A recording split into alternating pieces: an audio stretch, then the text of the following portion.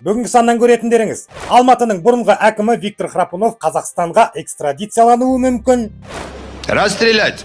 Атырау облысы Мақат ауданы әкімінің бұрынғы әйелі жылдар бойы шенеуніктен қорлық көргенін айтып, көмек сұрады. То есть Ибрагимов Ринат систематически, регулярно, неоднократно на протяжении 11 лет нашей совместной жизни в присутствии наших детей избивал меня. Алматы қаласы Медеу аудандық соты талап арызды қазақ тілінде қабылдамайды екен. Епти алмайттар ай. Ақыл кеңесім, орысша жазғаныңыз дұрыс.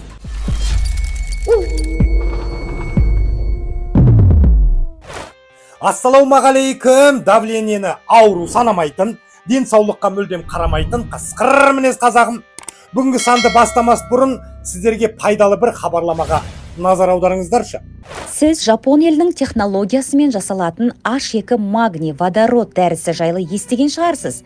Иә, көпшілік бұл таблеткаларды сиқырлы дәрі деп атап жүр. Әрине, бекерден бекер емес. Себебі H2 магний водород инсульттан бастап, инфаркт, давление, аутизм, простатит, диабет, астма ауруларын қысқа уақытта емдейді. Қан деңгейін қалпына келтіре отырып, стенттің алдын алуға көмектеседі. Сенбесеңіздер, кезекті нәтижелерге назар аударыңыздар. Менің балам 2008 жылдан татып, совсем маңамайды, маңамайды. Молодец. Молодец, мен балам, молодец. Давлением 280-нен түспейтін. 280-ге барады. Сөйтіп қайта-қайта реанимацияға түсе беретінмін. Одан кішкене жақсы, осын ішкелі жақсымын. Өлеңі запорым бар еді. Аптасына 1 рет отыратынмын үлкен дәретке. Қазір күніне 2 рет отырамын. Денсаулық жақсы. Аяғымды жасатқан былтыр 23-те. Қай айда 1 жылдай болды, бірінші аяғым шашкасын ауыстырғам Алматыдан. Ол 1 жылдай ауырды, почти 9 ай ауырды ғой енді. Қоймады. Содан екінші аяғым уже қисая бастады, екінші аяқты жасатпасам болмайтын болды. Екінші аяғымды жасатқаннан кейін осы дәрі шықты, осын ести салып алып іштім. Қазір екінші аяғым жасатқаныма 4 ай болды. Зато аяғым ауырмайды. Екі аяғым да ауырмайтын болды, суставтарым ауырмайды. Содан сақырым, екінші аяғым жасатқанда сақыр пайда болды маған. Енді ауыр болды да екінші операциям. 14-15 болған сақырым. Қазір енді сақырым 6 болды, осы дәріні ішкелі бері. Өте керемет. Жақсы. 63 года он страдал суставными болезнью колена. Вот смотрите, работает сварщиком. Ходил вот так. Вот ходил вот так вот с палкой, смотрите. Всего пьет. Сколько пьете уже? Сколько пьете? 1,5 месяца. 1,5 месяца пьет, вот избавился. Айтпасқа болмас, H2 магний водород дәрісінің Қазақстанға келгеніне 8 ай болды. Бағасы да қолжетімді, небәрі 33.600 теңге тұрады. Қысқасы бар ақпаратты төменде жазылып тұрған 8-747-666-06-30 нөмірі арқылы білуге болады. Және тек осы нөмір арқылы тапсырыс бере аласыздар. Құрметті көрермен, подделкаға ұрынып қалмаңыздар. Оригиналды тек 8-747-666-06-30 нөмірінен сатып ала аласыздар. Ем болсын. Хабарласыңыздар, сұраңыздар, алыңыздар.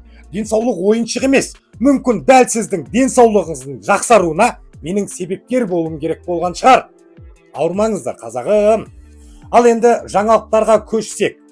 Жаңа айтқандай, себепкер демекші кезінде Алматының әкімі болған Виктор Храпуновтың ұшаққа миллиардтаған долларды тиеп алып, шетелге қашуына Нашарбаевтың өзі себепкер болып көмектесті емес пе?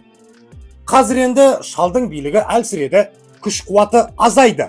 Содан болар Храпуновтың да басына қауіп төніп тұр. Неге десеңіздер, Виктор мен Қазкоммерцбанктың экс-еншілес иесі Асқар Алшынбаев ақшта жылжымайтын мүлік сатып алу арқылы қылмыстық жолмен ақша жымқырған деген күдікке ілінді. Только дай знать, где ты находишься. Global Finance Integrity'дің зерттеуіне сенсек, бұл адамзаттар күмәнді жолмен ақшта коммерциялық жылжымайтын мүлік сатып алған. Жалпы тізімде 25 кейс бар. Олардың екеуі Қазақстанға қатысты. Алматы бюджетінен 300 миллион доллар жымқырды деп айыпталып, Қазақстанда сырттай сотталған Храпунов тізімде олигарх деп белгіленіпті. Зерттеуде ол Нью-Йоркте медициналық орталық пен қонақ үй сатып алған деп айыпталып отыр. Ол осы штатта жалпы ауданы 600 мың шаршы метр құрайтын нысан сатып алғанда болуы мүмкін. Жылжымайтын мүліктің жалпы сомасы қанша деп ойлайсыздар? 35 миллион доллар деп бағаланған. Ал Асқар Алшынбаевты зерттеуде саяси елеулі тұлға деп атапты. Оның күмәнді жылжымайтын мүлкі 391 миллион долларға бағаланған екен. Осыған қарағанда көп ұзамай Викторды елімізге экстрадициялайтын сияқты. Бұлардың да сотталғанын көретін күн бар екен ғой. Әумин деп қояйын. Енді сіздерге сұрақ. Виктор Храпунов пен Асқар Алшынбаевқа қандай жаза тағайындар едіңіз? 10 жыл, мүмкін 20 жыл. Қысқасы төменде пікір жазып кетіңіздер. Мен оқимын.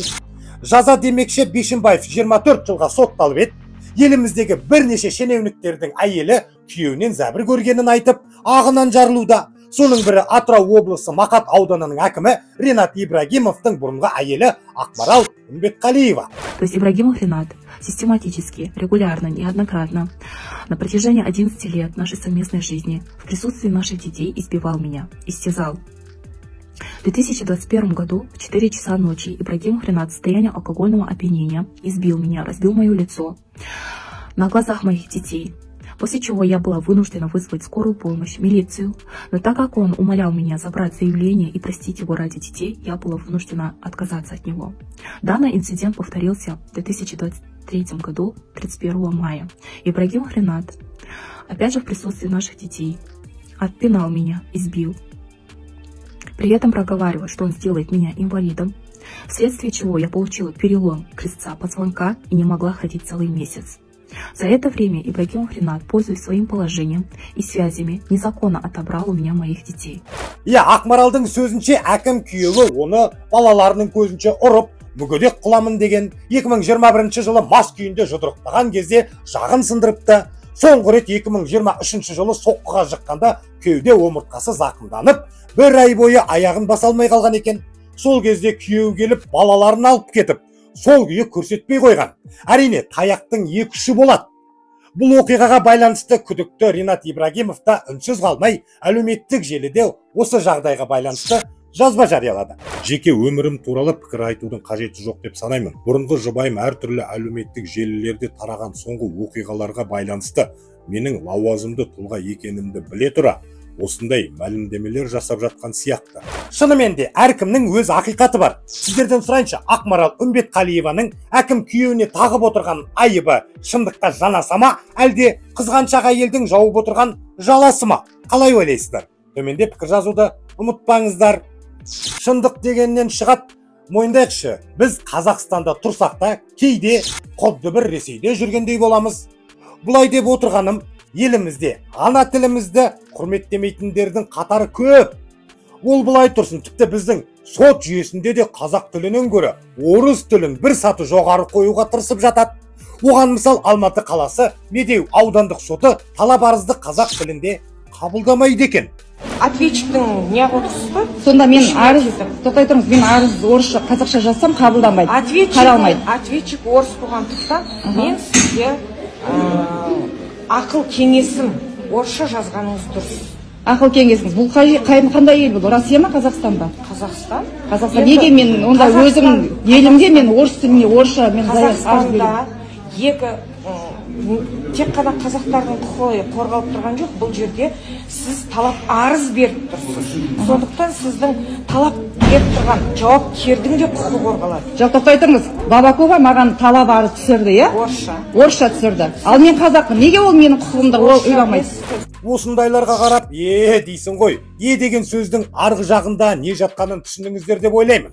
Арызды қазақша жазам деп тұрған адамды орысша жаз деп үгіттейтін осындай ханымдар сотта қызмет істесе жетіскен екенбіз. Менің ойымша бұл әйелдің әрекеті қазаққа қарсы жасалған қылмыспен тең. Сіздер қалай ойлайсыздар? Сот қызметкерін жазалау керек пе, жоқ па? Төменде пікір жазып дауыс беріңіздер. Мен оқимын. Бүгінгі айтарым осы, қысқыр мінез қазағым, жаса қазақ.